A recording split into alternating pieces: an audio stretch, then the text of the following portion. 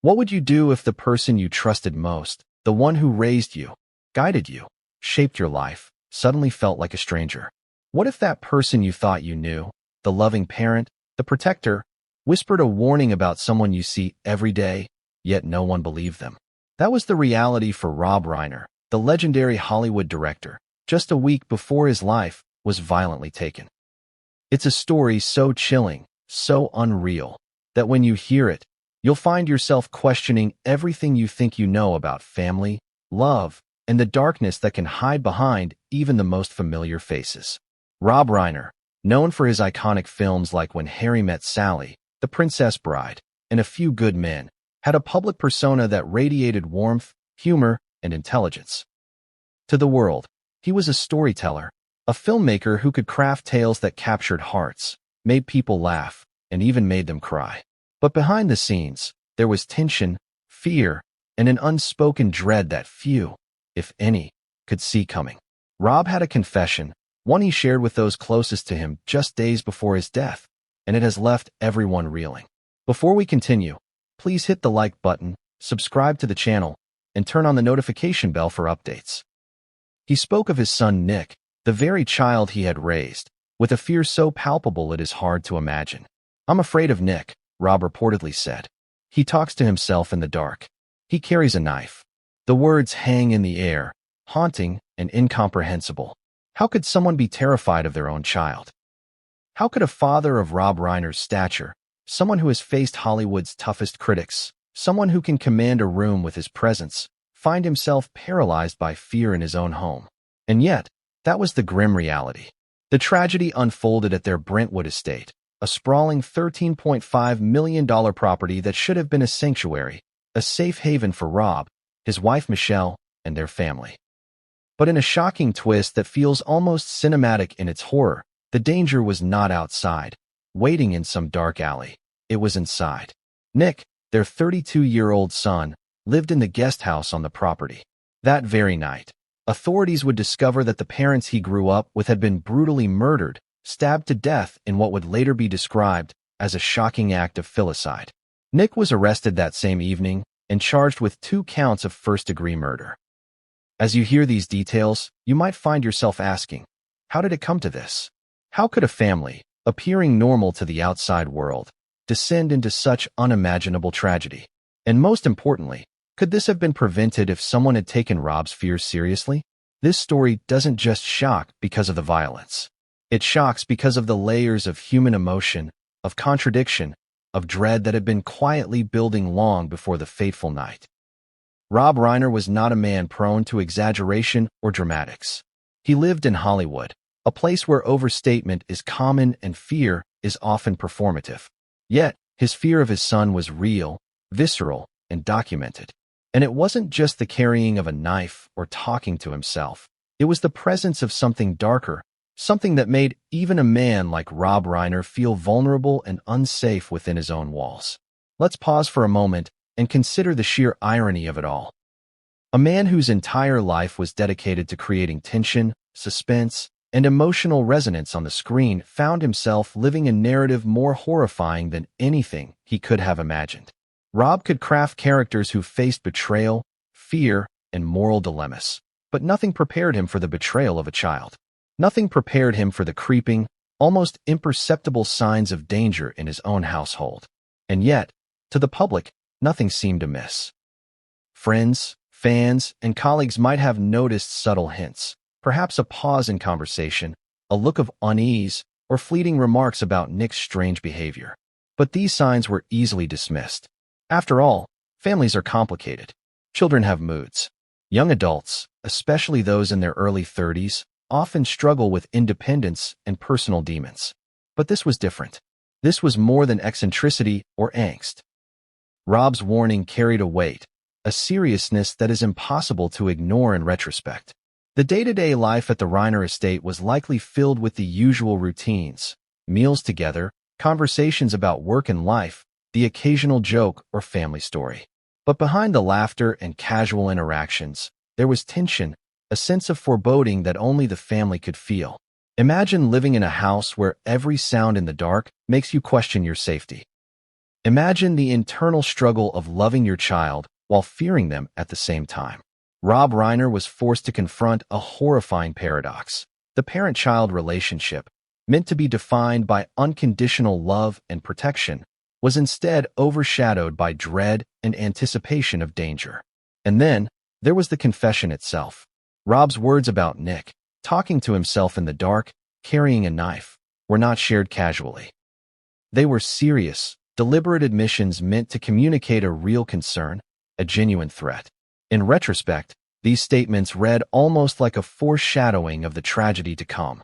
They were his last attempts to articulate a fear that he could not fully protect himself or his wife from. It's a confession that now echoes with haunting clarity, a warning that went tragically unheeded. As the public struggles to process the facts, the ages, the wealth, the notoriety of the family, the shocking nature of the crime, it's easy to feel detached, to view this story as sensational news, another Hollywood tragedy. But the truth is more unsettling. This story forces us to examine questions we often avoid. Can we ever truly know our loved ones? How do we reconcile the love we feel with fear we cannot ignore? And when the unthinkable is on the horizon, who bears responsibility? Now, imagine the scene in the moments leading up to the discovery. A home, silent in the late evening, with the hum of city lights beyond the estate walls. Two people, Rob and Michelle Reiner, full of life but weighed down by fear, trapped in a nightmarish reality they could not escape. And in the guest house, Nick Reiner, a son, a brother, someone the world thought they knew, standing at the center of a story so surreal it defies comprehension. This is more than a true crime story. It's a cautionary tale about the hidden dangers that can exist in families, the silent warning signs that too often go unheeded, and the fragility of the life we take for granted. It challenges everything we assume about safety, trust, and love.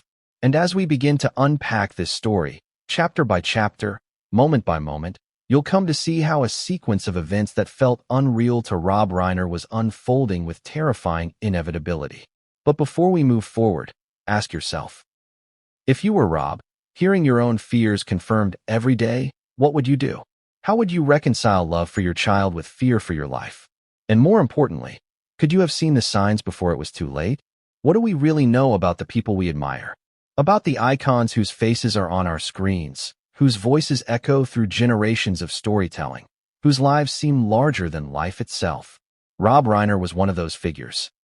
An American filmmaker, actor, and activist whose career spanned decades, whose name was synonymous with some of the most beloved films of the late 20th century.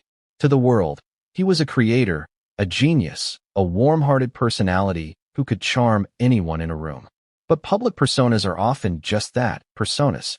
Behind the carefully curated appearances, the interviews, the awards, there is a private life. And in Rob Reiner's private life, something dark was simmering, something that would eventually erupt into an unfathomable tragedy. Reiner's career was nothing short of remarkable.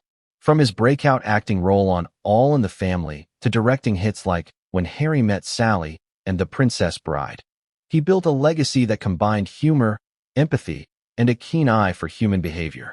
He knew how to craft stories, how to create tension, how to elicit laughter and tears in equal measure.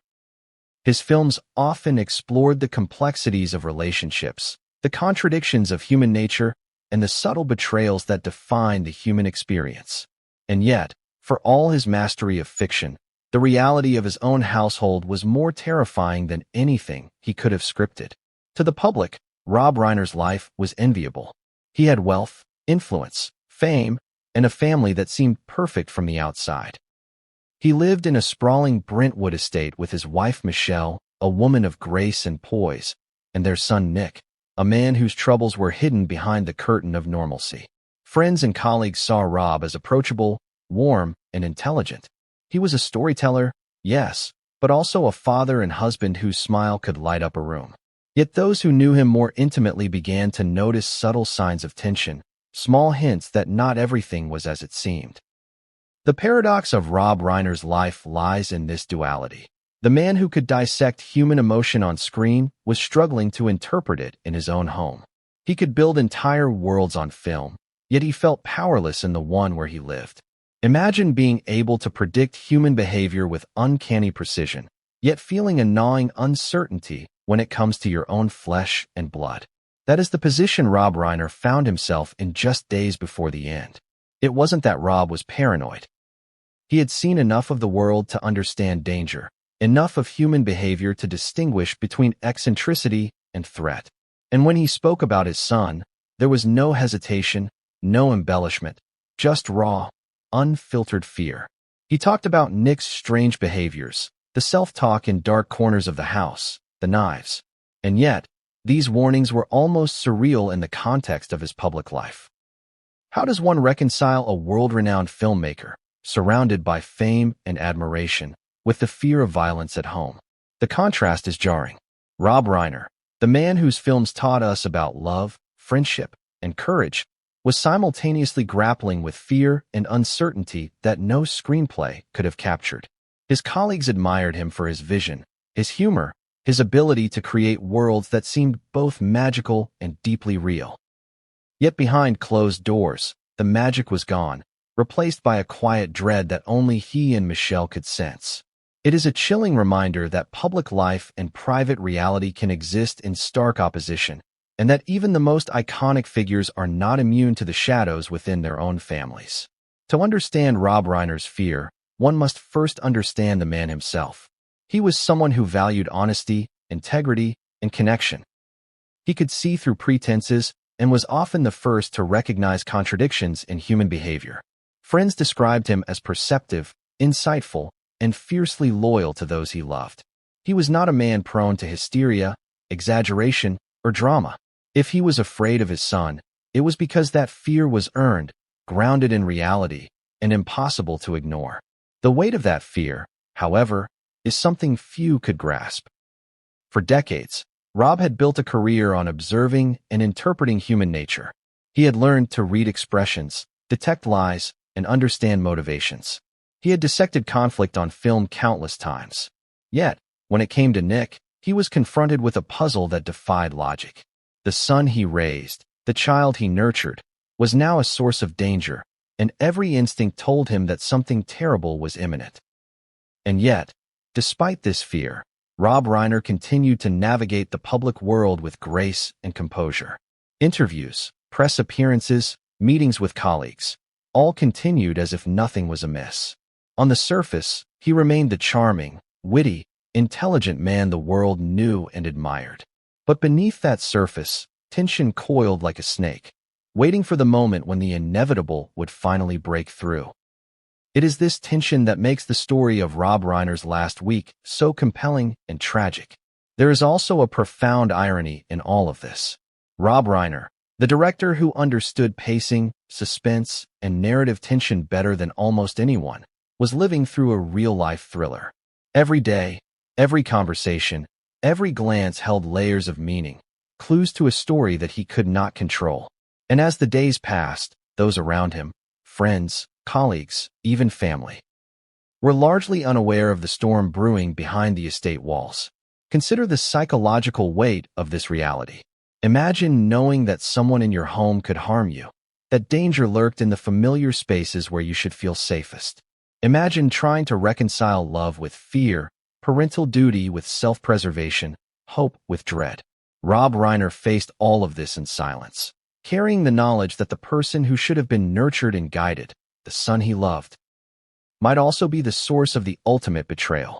And that, perhaps, is the most haunting element of the story. It is not simply the tragedy of a family destroyed by violence. It is the betrayal of expectation, the shattering of assumptions, the collision between the life one thinks they know and the darkness that hides beneath the surface.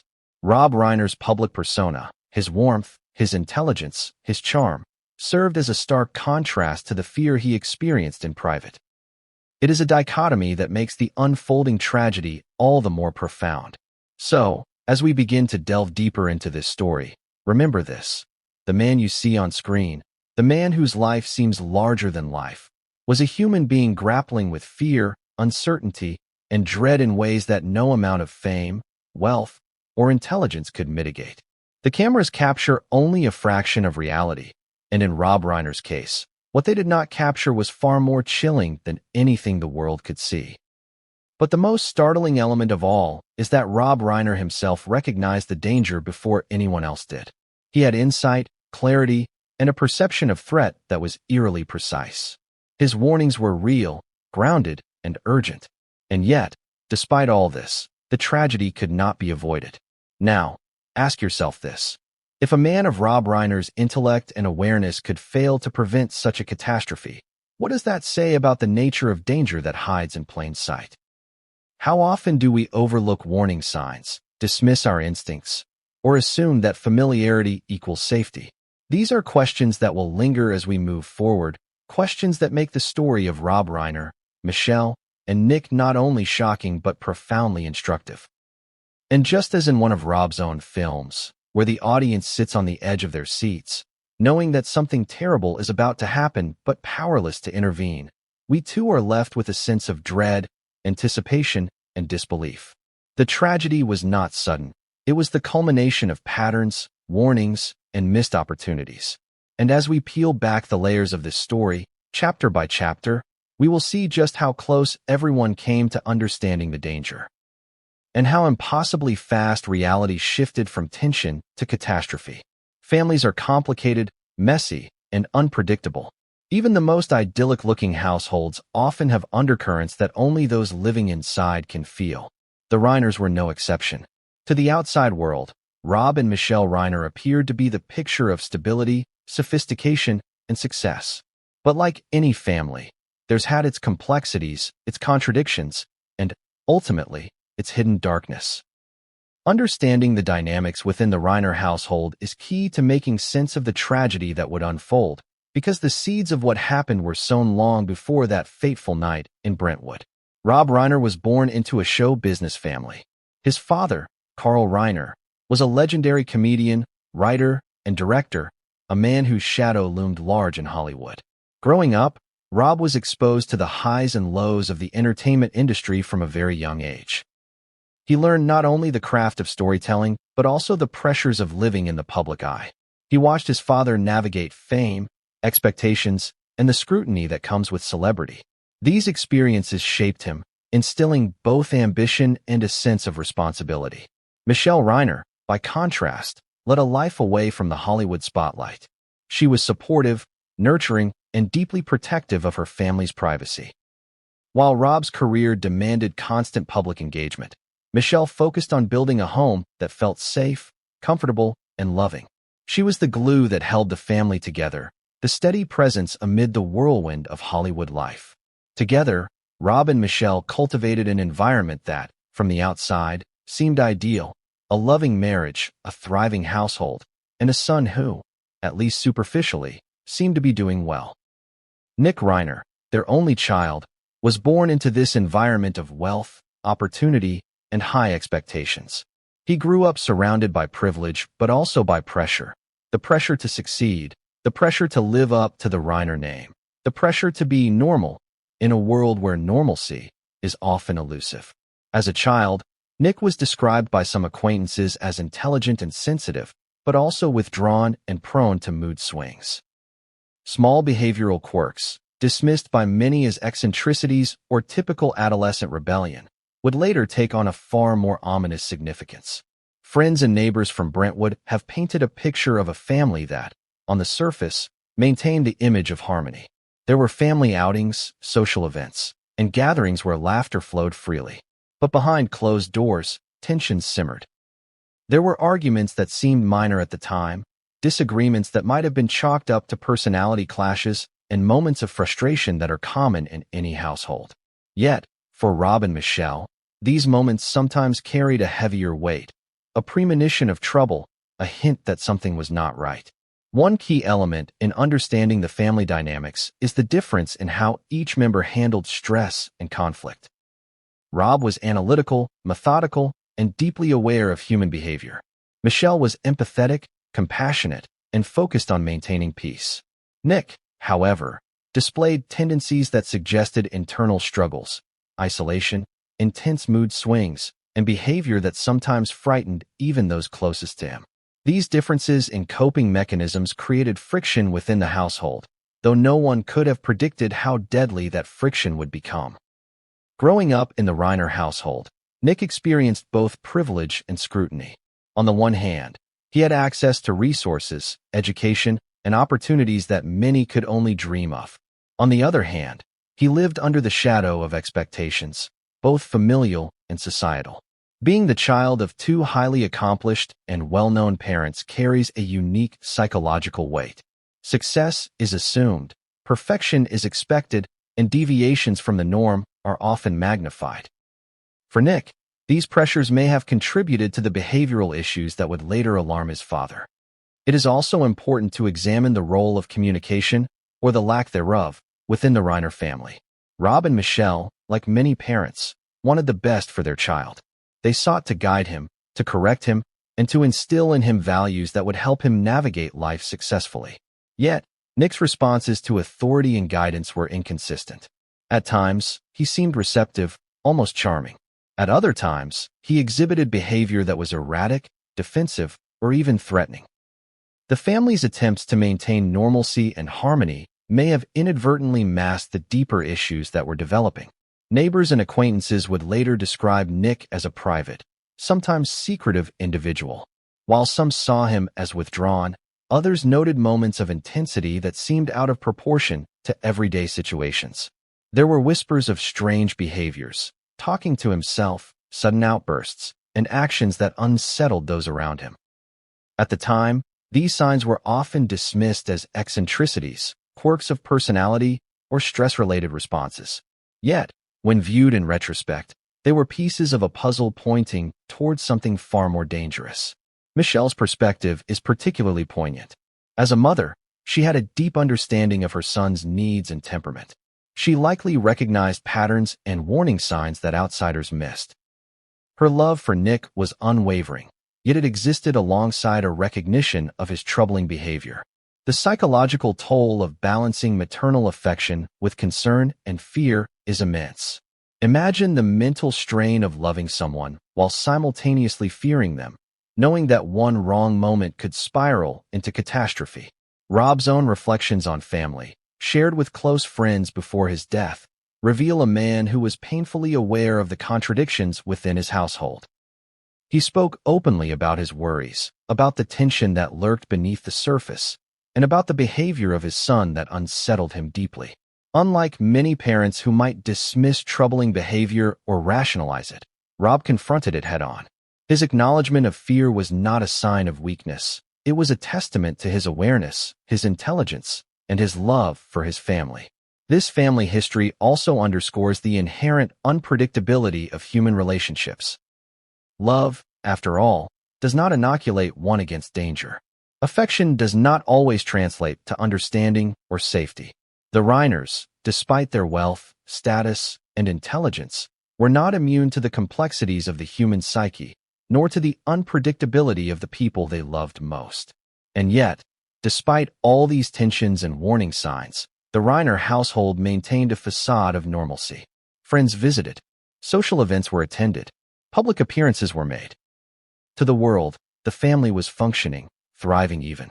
But beneath this polished exterior, anxiety, fear, and unease were quietly escalating, setting the stage for the events that would soon shock not only Hollywood but the entire nation. As we consider the Reiners up close, it becomes clear that tragedy often arrives not in spite of normalcy, but because of it. The juxtaposition of wealth, status, and outward happiness with internal fear and tension makes the eventual outcome all the more jarring.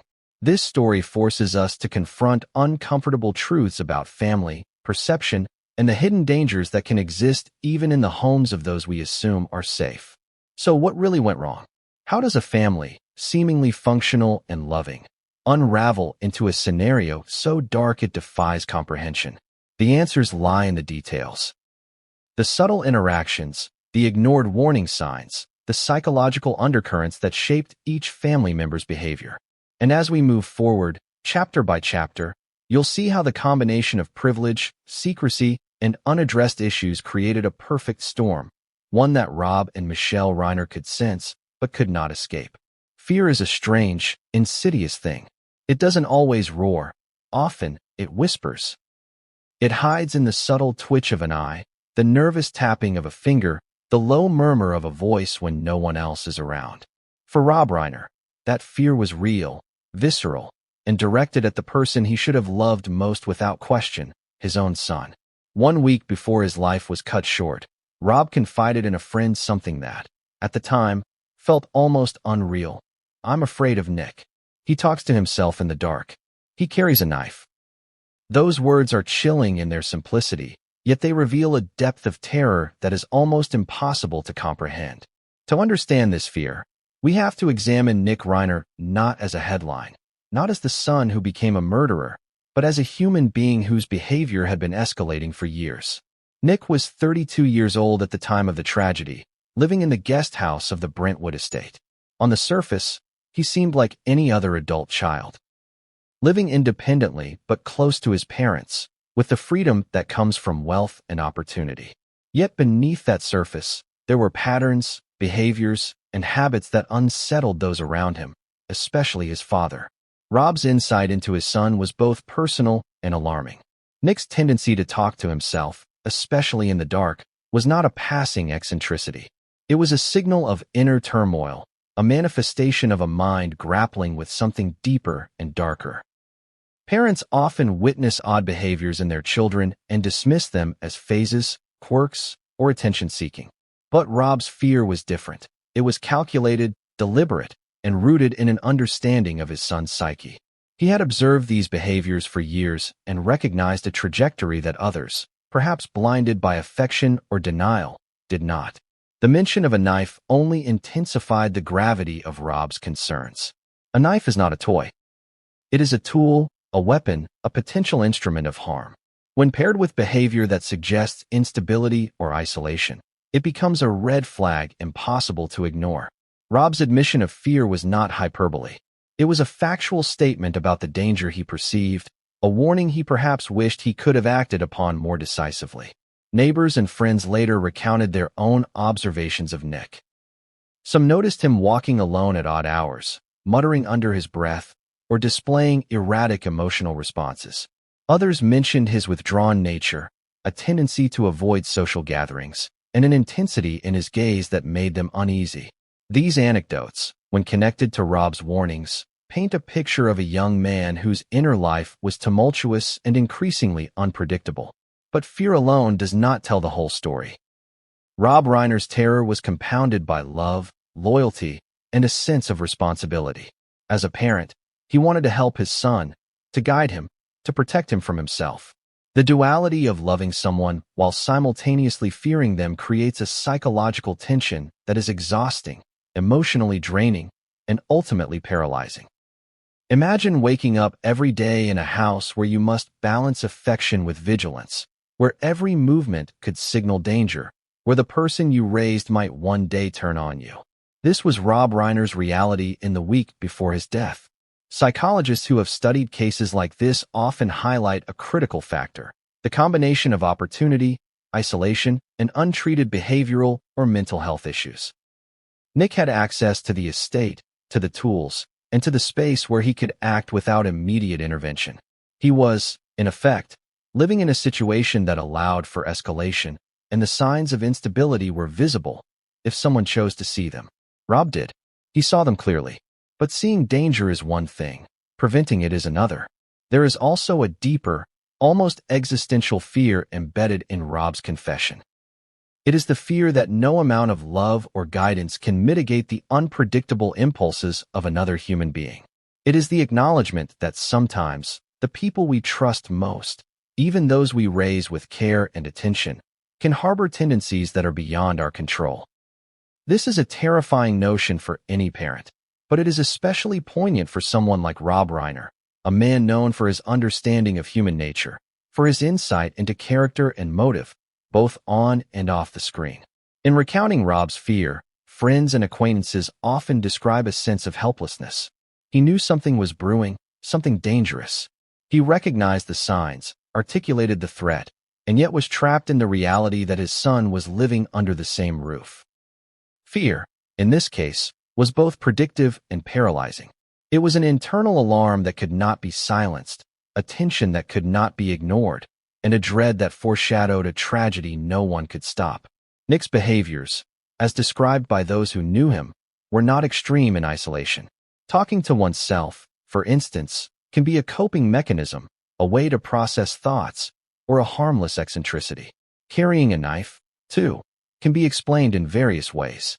But when combined, the self-talk in darkness, the readiness of a weapon, the intensity of isolation, the behaviors take on an ominous weight. Rob Reiner, with his keen eye for detail and human behavior, understood this weight better than anyone. Moreover, the fear Rob felt was not simply about the physical danger.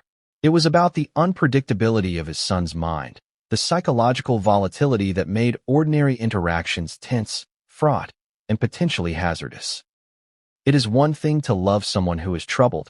It is another to live with the awareness that that person could act violently. Rob's dread was not paranoia. It was a realistic appraisal of risk. And it is this distinction that makes his warning so chilling in hindsight. As the days passed, the tension in the Reiner household likely increased. Rob and Michelle navigated their lives with heightened awareness, every interaction with Nick layered with caution and unease. They may have attempted to engage him, to reason with him, to maintain normalcy, but the underlying threat was ever present. The household became a delicate balance between routine and vigilance, between love and fear. And yet, despite this fear, there were moments of normalcy. Nick was still their son, still part of the family they loved. He was still someone whose future they had hoped to shape positively. Rob's fear did not erase his affection. It complicated it, layered it with anxiety, and created a situation that was almost impossible to manage. This duality, love intertwined with fear, is at the heart of what makes this story so unnerving. Experts in family psychology note that such situations are tragically not unique. The combination of parental love, awareness of risk, and inability to fully intervene creates a tension that can escalate to catastrophic outcomes. In many ways, Rob Reiner's fear was both a protective instinct and a forewarning of the events to come. He could sense the trajectory, recognize the danger, and articulate it, but he could not stop it. And this brings us to a critical point in understanding the Reiner tragedy, the terrifying realization that sometimes the people we love most are also the ones who hold the potential to harm us. It is a paradox that challenges everything we assume about family, loyalty, and safety. Rob Reiner understood this paradox intimately, living with it every day in the week before his death. The week leading up to the murders was undoubtedly filled with anxiety, tension, and an almost unbearable anticipation. Rob Reiner, a man of insight and experience, knew something was wrong, yet the full scale of what was coming remained just out of reach. And then, in one horrific night, all the fear, all the warnings, and all the tension culminated in tragedy.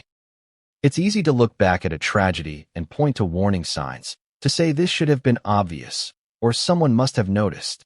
But the truth is, signs often hide in plain sight, subtle and easily dismissed.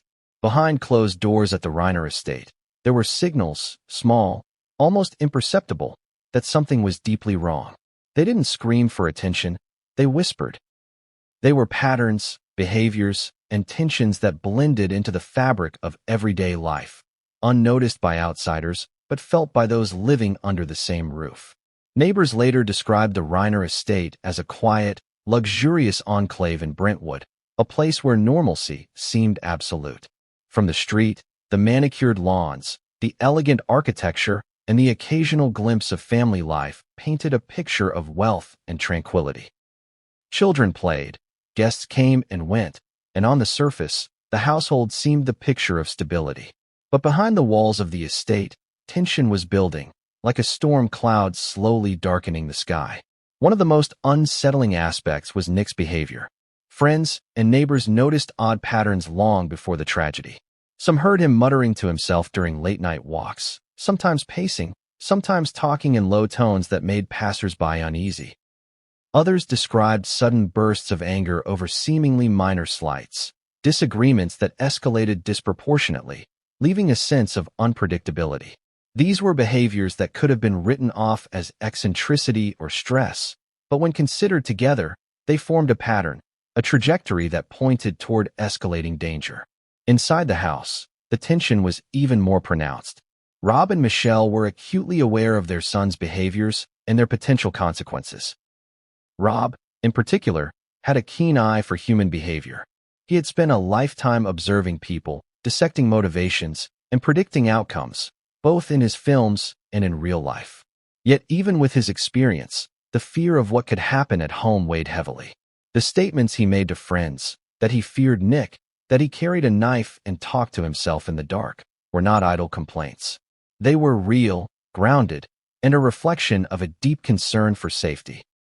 Despite these warning signs, outsiders rarely saw the tension that simmered inside.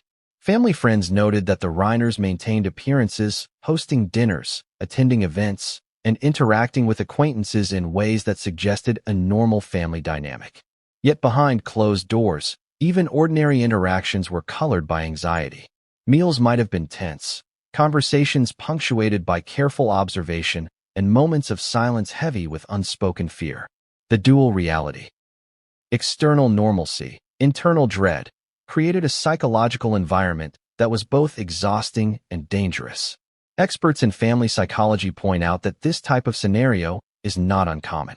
Families often attempt to maintain appearances, suppressing signs of dysfunction to avoid conflict or judgment. Children's problematic behaviors are sometimes minimized, rationalized, or excused as phases. In the Reiner household, however, the combination of Nick's behaviors, his access to the estate, and the presence of dangerous implements like knives created a situation that was volatile.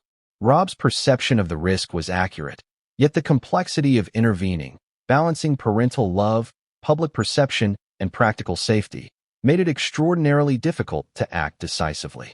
There were also reports of unusual incidents that, at the time, seemed minor but, in retrospect, were ominous. Nick reportedly had moments of isolation in the guest house, closing himself off for hours at a time, sometimes exhibiting behaviors that were erratic or unpredictable. There were accounts of strange noises at odd hours, doors slamming, footsteps echoing, whispers in the dark, that neighbors occasionally noticed but dismissed. Within the household, these disturbances likely contributed to an atmosphere of unease, reinforcing Rob's fears and Michelle's anxieties. Another layer of complexity was the difficulty in addressing mental health concerns. While we do not have definitive public knowledge of Nick's psychological state, patterns of isolation, erratic behavior, and fixation on weapons often correlate with underlying mental health struggles.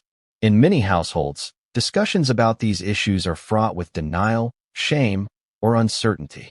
Parents want to help, children resist, and the situation can spiral without intervention. For Rob and Michelle, the challenge was magnified by love, loyalty, and the hope that Nick's behavior could be guided rather than feared. Communication within the household was strained, not by lack of affection, but by the psychological tension that had developed over time.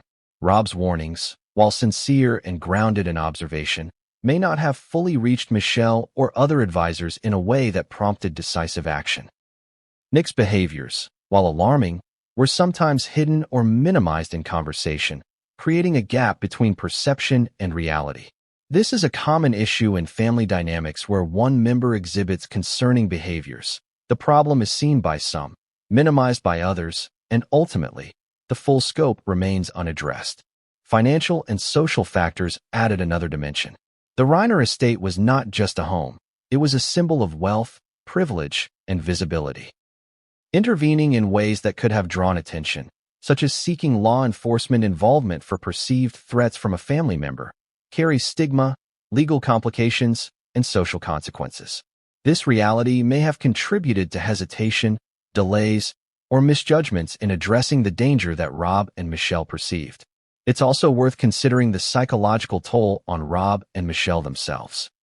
Living with constant fear for your safety and the safety of your spouse creates chronic stress, anxiety, and hypervigilance. Every interaction with Nick, no matter how mundane, carried potential risk. Sleep may have been disrupted by worry.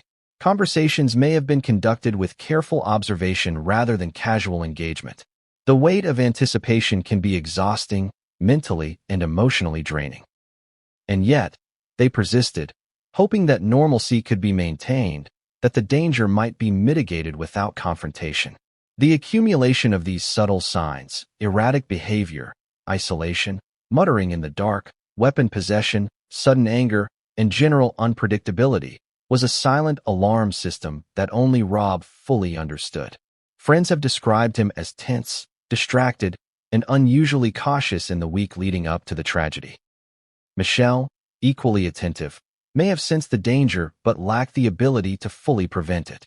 Together, they were living under an invisible threat, navigating a home that should have been safe but had become a space of psychological uncertainty. And yet, the world outside remained oblivious. Hollywood colleagues, friends, and neighbors saw only the surface. A successful filmmaker, a devoted wife, and a son who appeared, at least superficially, to be living a normal life. The disconnect between perception and reality is one of the most chilling elements of this story. It underscores how danger can exist quietly, unnoticed by all but those who are closest to it. What makes this chapter of the Reiner story particularly haunting is the inevitability of escalation. Patterns were visible, behaviors were identifiable, warnings were voiced. And still, the tragedy unfolded. The quiet tension behind closed doors, the subtle cues, the whispered fears. They were all pieces of a puzzle whose final image no one could have imagined, yet which Rob, in his keen understanding of human behavior, sensed was forming. As we continue to explore this story, it's essential to understand the significance of these overlooked signs. They are the precursor, the foundation upon which the events of that night were built. They remind us that danger is often not loud or obvious. It is patient, subtle, and often cloaked in normalcy. Rob Reiner understood this better than anyone, and his fear was a reflection of a mind trained to see beyond the surface. Time has a cruel way of compressing tragedy into moments that feel both fleeting and eternal. For Rob Reiner and Michelle, the week leading up to their deaths was likely filled with the ordinary rhythms of life. Conversations over breakfast, walks around the estate, discussions about daily routines. Yet beneath this mundane surface lay a current of dread, a tension that neither could fully escape. The day before the murders, in particular, must have carried a weight unlike any other. A combination of hope, fear, and an acute awareness that something in their household was not right. Rob was no stranger to pressure. Hollywood demanded it. Success demanded it. But nothing in his career could have prepared him for the tension within his own home.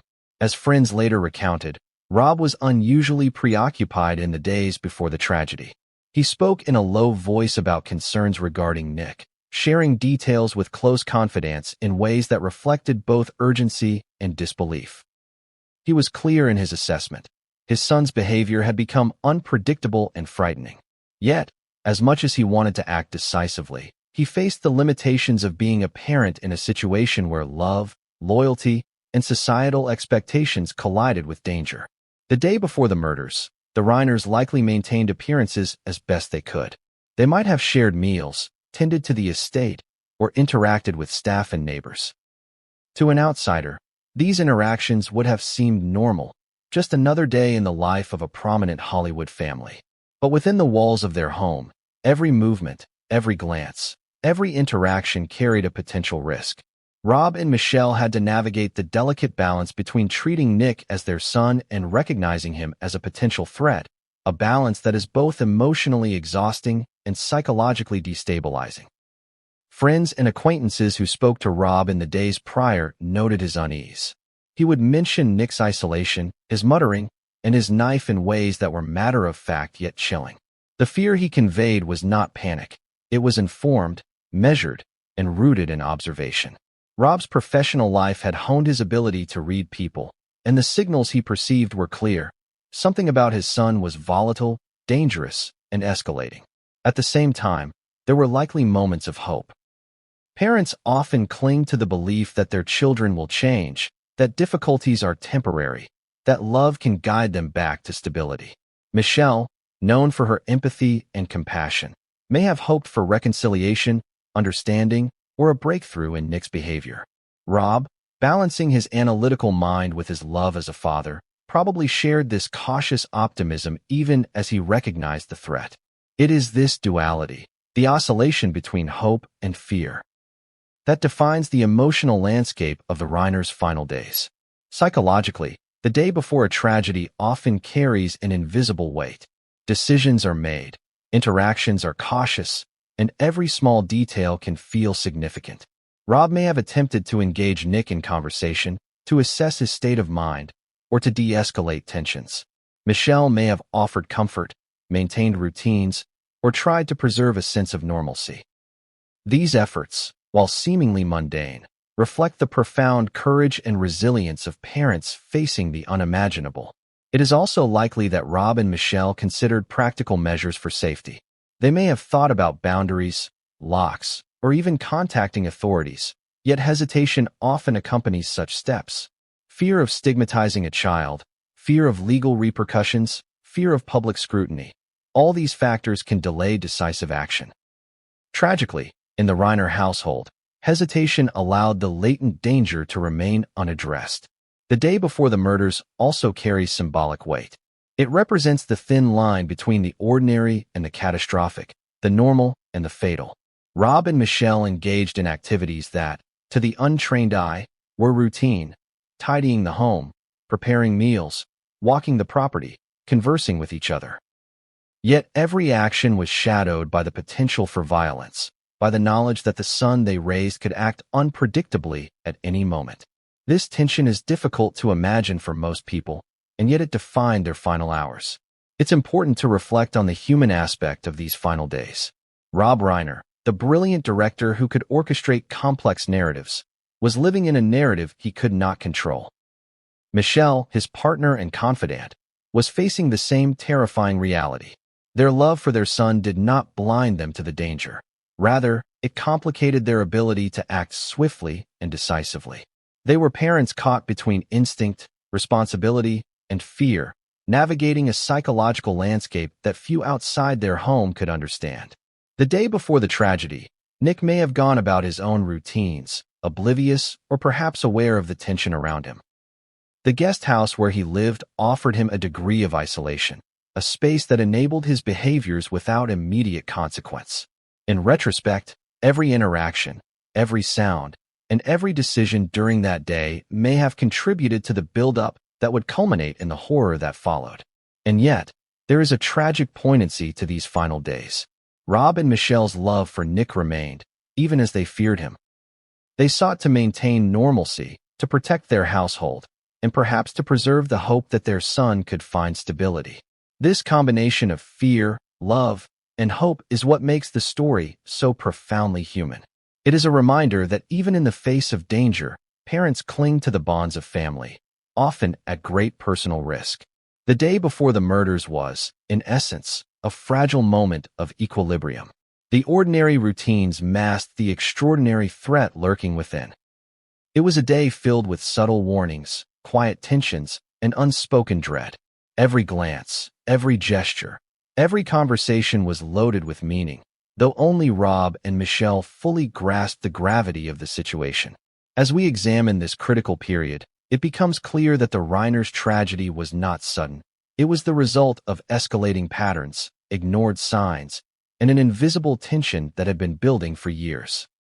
The day before the murders was the final moment of precarious normalcy, the calm before the storm that would erupt in violence. And then, in a night that would shatter every assumption, that fragile balance would be obliterated. The ordinary would become horrific, the familiar would become deadly, and the people who had lived with fear and silence would become victims of the very danger they had anticipated. The night of the Reiners' deaths is a moment that defies easy comprehension. In the early hours of that fateful Sunday, the Brentwood estate, a sprawling $13.5 million sanctuary that had been a place of comfort and security, was transformed into a scene of unimaginable horror. Rob and Michelle, parents who had navigated fear, tension, and uncertainty for days, were suddenly and violently confronted with the reality that the threat they had anticipated was no longer abstract. It had materialized, and the consequences were catastrophic. While the public would only learn the shocking details after law enforcement intervened, the internal reality of that evening was likely tense and fraught. Rob, acutely aware of his son's unpredictable behavior, may have approached the night with a heightened sense of vigilance. Michelle, equally perceptive, probably shared a quiet unease, observing subtle signs, noises, or movements that seemed off-kilter. Every ordinary sound, the creak of a floorboard, a distant car, the hum of the estate lights, could have carried the weight of potential danger. Nick, living in the guest house, was at the center of this tension. Though outwardly separated from the main house, his presence was never fully distant. A guest house provides independence, yes, but also proximity. From his isolated space, Nick had access to the family and the estate grounds. Whether the events unfolded gradually over hours or escalated rapidly in a single moment, the lethal outcome was tragically inevitable once the threshold of violence was crossed. Law enforcement reports indicate that Rob and Michelle were found stabbed to death within their home. The nature of the injuries, combined with the method of attack, suggests a level of personal intent and proximity that cannot be overstated. This was not random violence. It was an act directed at two individuals who had nurtured, loved, and raised the perpetrator. The personal betrayal embedded in this act amplifies the horror beyond physical violence. It is psychological, emotional, and almost impossible to process. Consider the perspective of Rob Reiner, a man who had spent decades analyzing human behavior, constructing tension, and predicting outcomes on screen. In that house, on that night, he was confronted with a reality more terrifying than any plot twist he could have imagined. He understood danger, recognized behavioral patterns, and had voiced his fear. Yet, in the end, he was powerless to prevent the violence. The irony is both cruel and profound. The man who could craft suspenseful narratives was caught in a suspense he could not escape. Michelle's role in that night is equally poignant. As a mother and partner, she was likely attempting to navigate the situation with grace, care, and perhaps a hope for de-escalation. The instinct to protect, to mediate, and to preserve life would have guided her actions. Tragically, love alone was insufficient to shield her from the violence that erupted. The emotional weight of such a betrayal, by a child, by someone you raised, is staggering and adds a layer of complexity to the crime that transcends the physical act itself. Neighbors and first responders later recounted the shock of discovering the scene. What had appeared from the outside as a normal, peaceful household was now a tableau of horror. Police responded quickly, but the damage had been done. Nick was arrested that very night, charged with 2 counts of first-degree murder. The speed of the arrest underscored the clarity of evidence and the immediacy of the threat he posed, confirming the fears Rob had expressed in the days prior. The psychological implications of this night are staggering. Imagine living with the knowledge that someone you love, someone you've nurtured since birth, is capable of this level of violence. Rob and Michelle's last moments were spent confronting this reality in a house they thought of as safe. It is a stark reminder that fear, even when informed, cannot always prevent tragedy. And it also illustrates how domestic violence, particularly when perpetrated by a family member, often escalates silently, leaving little opportunity for intervention once it reaches a critical point. Another chilling element of the night is the isolation. Despite living in a populated area, within a well-known and affluent neighborhood, the Reiners were vulnerable in ways that wealth and status could not mitigate. The estate, designed for security and comfort, became a trap. Access, proximity, and the physical layout all played a role in facilitating the crime, making it almost impossible for immediate intervention to occur. The aftermath of the murders revealed further complexities. Nick's arrest, while swift, raised questions about motive, intent, and mental state. Friends, neighbors, and colleagues struggled to reconcile the image of the son they thought they knew with the violent acts he had committed. The cognitive dissonance is difficult to overstate. The child of Rob and Michelle, living under their roof, had become the agent of destruction. It is a narrative that challenges assumptions about family, trust, and the predictability of human behavior. For the world, the news was almost unreal. Rob Reiner, the beloved director and actor, had been murdered alongside his wife in their own home. The killer was their son. Headlines screamed disbelief. Social media erupted with shock, grief, and speculation. But beyond the public eye, there was the deeper, more personal tragedy, the culmination of fear, tension, and warning signs that had been visible to Rob and perhaps to Michelle, yet invisible or ignored by others. This night also forces us to confront difficult questions. How can warning signs be recognized and acted upon before it's too late? What responsibilities do parents, family members, and communities have when behavior escalates toward violence? And most hauntingly, how do we reconcile love for a family member with the need for safety and protection when danger comes from within? These are questions that remain unresolved, leaving a shadow over the story that extends far beyond the immediate tragedy. As we move forward in this story, it is crucial to remember that the murders were not a spontaneous event. They were the tragic climax of patterns, tensions, and warning signs that had been building for years. The night of horror represents both an end and a revelation. An end to the lives of Rob and Michelle Reiner, and a revelation of the terrifying consequences when danger is visible, yet unavoidable. The aftermath of the tragedy at the Brentwood estate was immediate, chaotic, and surreal. Law enforcement arrived on the scene to find a house transformed from a sanctuary into a crime scene. Within hours, Nick Reiner, the son of Rob and Michelle, was arrested. The swiftness of the arrest did little to ease the shock that rippled through friends, neighbors, and the entertainment world. The very person who had been nurtured, protected, and loved by Rob and Michelle was now facing charges for the murders of his own parents, an unimaginable reversal of roles that left everyone reeling. From a procedural perspective, the arrest was straightforward. Evidence pointed directly to Nick. His presence on the property, access to the home, and prior behavioral patterns all converged to make him the prime suspect. But for those who knew him, understanding how the son they had watched grow up could commit such acts was almost impossible. Nick had been described as quiet, private, and at times withdrawn. Friends noted moments of intensity, erratic behavior, and isolation, but no one could have predicted the level of violence that would culminate that night. The psychological weight of Nick's actions cannot be understated. Parents are supposed to be the protectors, the safe harbor, the ones who shield children from harm. In this horrific twist, those roles were inverted. The child became the source of danger, the bringer of death, and the person whose unpredictability had been a source of fear for his own father. Rob Reiner, a man who had understood human behavior perhaps better than most, had seen the warning signs. But they were not enough to prevent the ultimate act. Neighbors and law enforcement recounted the arrest with a mixture of shock and disbelief. Nick was taken into custody without incident, but the questions swirling around the event were immediate and overwhelming. What had driven him to commit such a crime? Were there prior indicators that had been overlooked? How could a son who had lived under the care of two attentive, loving parents transform into a murderer? These questions would dominate media coverage and public discourse for weeks, months, and likely years. Public reaction was intense. The Reiners were well-known, loved, and respected figures. Rob's career had touched countless lives through film and television, while Michelle was admired for her support and presence within the community. The horror of the murders, combined with the betrayal implicit in a son killing his parents, captured headlines around the globe. Social media exploded with disbelief, grief, and speculation.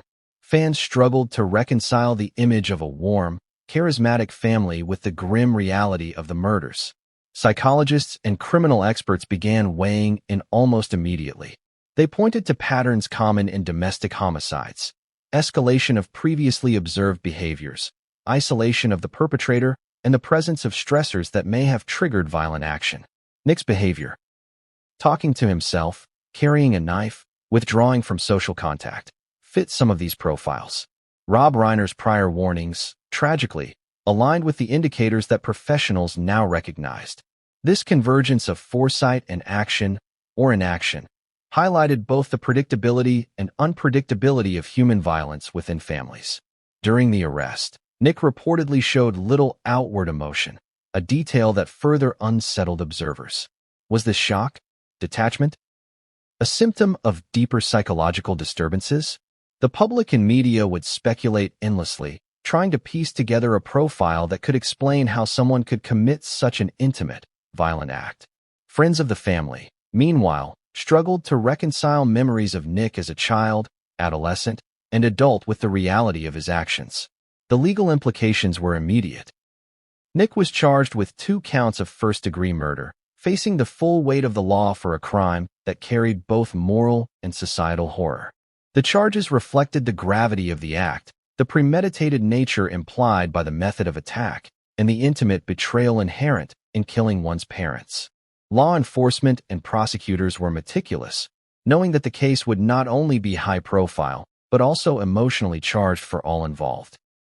Yet, even as the law moved to take action, the human tragedy remained central. Rob and Michelle were gone. Their friends, colleagues, and community were left to grapple with grief, shock, and disbelief. Nick, meanwhile, faced the consequences of an act that would define him forever, a chilling culmination of behavior that had been visible, yet tragically uncontained. The arrest also sparked a broader conversation about mental health, family dynamics, and the warning signs of domestic violence. Experts pointed to the importance of early intervention, the challenges of recognizing risk within the family, and the difficulty of balancing parental love with protective action. Rob Reiner's forewarning that he feared his son became a focal point in these discussions, highlighting both the tragic accuracy of his assessment and the limits of parental foresight. For the public, the arrest crystallized the story in a horrifyingly clear way. The beloved filmmaker and his wife were dead, and the perpetrator was the son who had lived under their care. The narrative was both shocking and deeply human, a reminder that tragedy can strike even in households that seem stable, loving, and secure. The inversion of roles, child as killer, parents as victims, added an almost mythic layer of horror to the events. And yet, while the arrest marked the end of one chapter, it also set the stage for questions that would linger far longer than legal proceedings. How did Nick become this person?